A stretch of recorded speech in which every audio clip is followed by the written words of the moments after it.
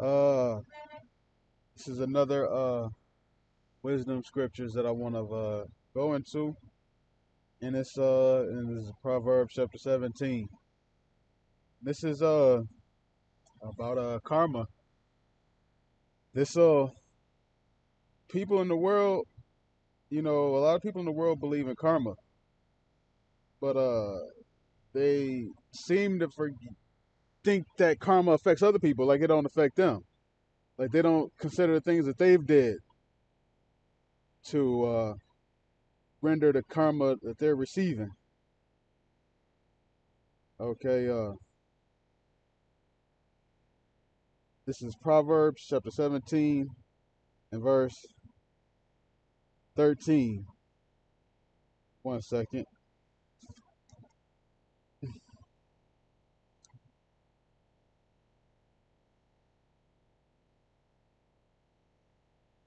Yep. And then I'm going to go to, this is Proverbs 25 and 22. Okay.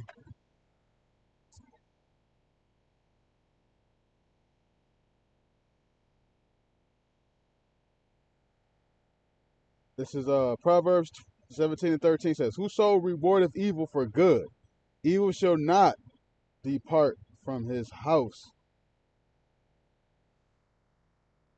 Uh, boy, that's karma right there. Whoso rewardeth evil for good, evil shall not depart from his house. There was a scene in the movie Black Adam where it's in the very, very beginning, and this older gentleman, they were slaves under the forgot the name of the king or the pharaoh or the emperor or whatever. King Octon. That's what his name was, King Octon. And he enslaved everybody and told everybody they got to dig for Eternium so he can make a crown and become Sabak and stuff like that. And so there's a scene where this older gentleman, he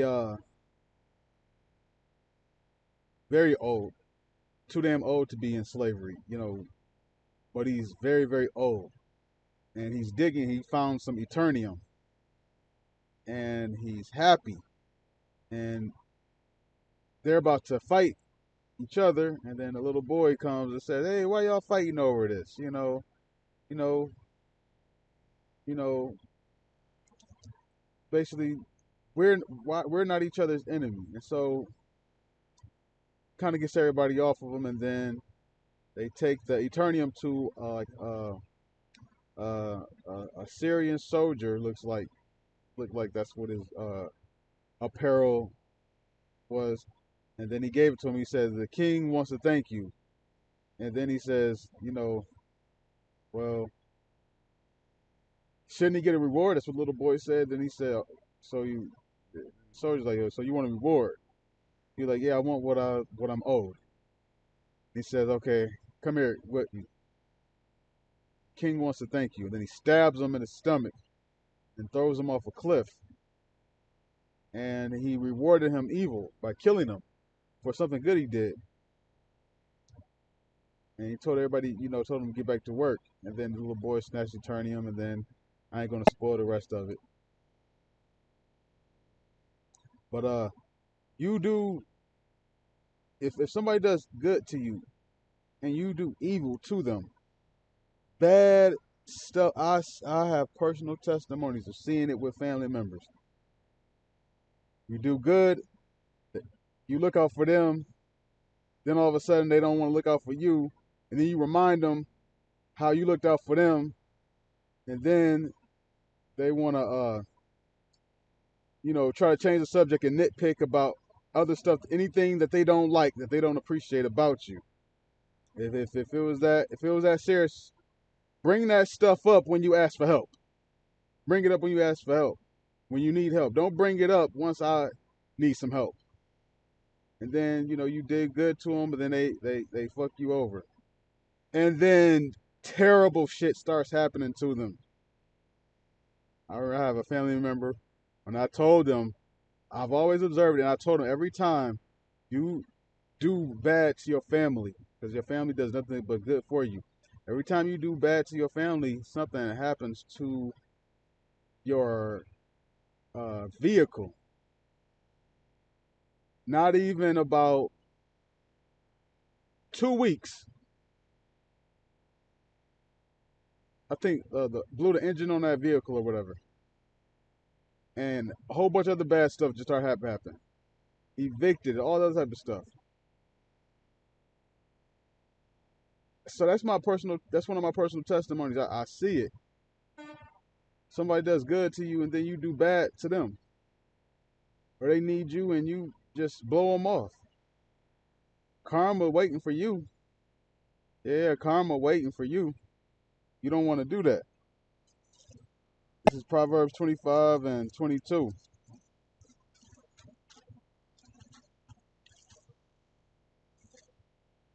It says, I'll start with 21. If thy enemy be hungry, give him bread to eat. And if he be thirsty, give him water to drink.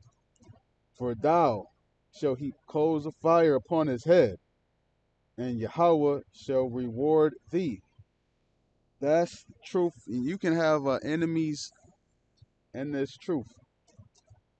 And that's the thing I want to say too. It's the other side of that coin, this duality. There's you don't want to be the victim of that, but you also don't want to be the person doing that. No, sometimes sometimes Most High can put a demon on you, put Satan on you, and just like how Most High allowed Satan to you know you know get on David. He numbered Israel, committed adultery, did a lot of stupid stuff. So don't think that you are exempt. Satan can't mess with you. I got on the full armor of God. Satan can't mess with me. Nope. You ain't been in the wilderness 40 days, 40 nights being tempted by Satan. Fuck out of here. So it can happen to us as well. So sometimes Satan can jump on you and you become a bad guy to a brother. You become an enemy to him. And the Most High can mess you up, and all of a sudden you need the help from that brother who you might have been talking stuff about, or you was just did wrong, and you thought that you was completely right. Now you go to that brother, you going through a little turmoil, and the brother, he helps you. He gives you some food. Do you realize coals just got heaped upon your head? And then all of a sudden bad stuff started happening to you.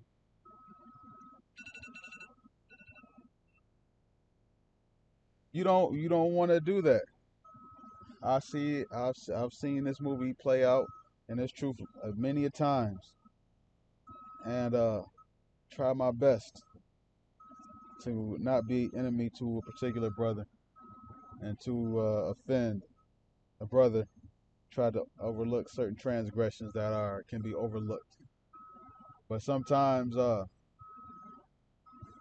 you can be offended or you can be the offender, and if and you can be heaping coals upon your own head and don't even know it, don't even realize it. Ask for help, asking the whole camp for a donation because something happened to your car, or you need a donation because something happened, to your child. He got to go in the hospital or whatever. But you was just being a demon to the whole camp. That's a lot of coals that's being put upon your head by other brothers. And I'm not saying that brothers do it with the intent that I want something bad to happen to them, because that's definitely not my intentions, and that shouldn't be your intentions with any brother. But when you do bad to somebody, who did good to you, bad stuff starts happening to you. That's one of the ways how karma works. You know, karma doesn't always hit you instantly. Sometimes it does. Sometimes it hits you later. Sometimes it hits you in the exact same way which you dealt it out. So you have to be really, really, you really got to understand how this karma thing working. I remember, and I I believe there's some truth behind this. My friend in the world, he was talking about how he had put a curse on his wife. Now, what's that in Genesis 49? Levi, Simeon and Levi, instruments of cruelty are in their habitation. That's that voodoo. You can put a curse on somebody. You can put a curse on somebody and wish bad or harm on somebody, and Satan can reward you, and ultimately still gotta get permission from the Heavenly Father. But from how he was telling me when he put a curse on his ex-wife, he said he went to like this I don't know what they call it, a witch or a shaman or whatever, but she was saying that before I put this curse on her, you better make sure that you examine yourself and make sure that she is deserving of this, because if it excuse me, if she's not worthy of the curse I'm about to put on you, it'll come back on you 10 times worse. And he said, yeah. And ever since then, his wife has been going through, she was doing good, she was doing great, got her degree, girl, that level up journey. Uh, when women get single and then list all their single friends and stuff like that, they go back to school and then, they get their career all of a sudden. And then everything nosedives. And everything's been nosediving for her ever since. And, you know, uh, so curses are real. You know, you can you can put a curse on somebody as an Israelite and curse them. Matter of fact, we put curses on Babylon every beginning of Esau's New Year. And those curses, go out and it takes more of their kingdom down.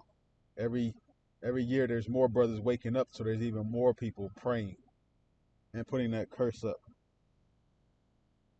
And so, but back to my what's that, secondhand testimony.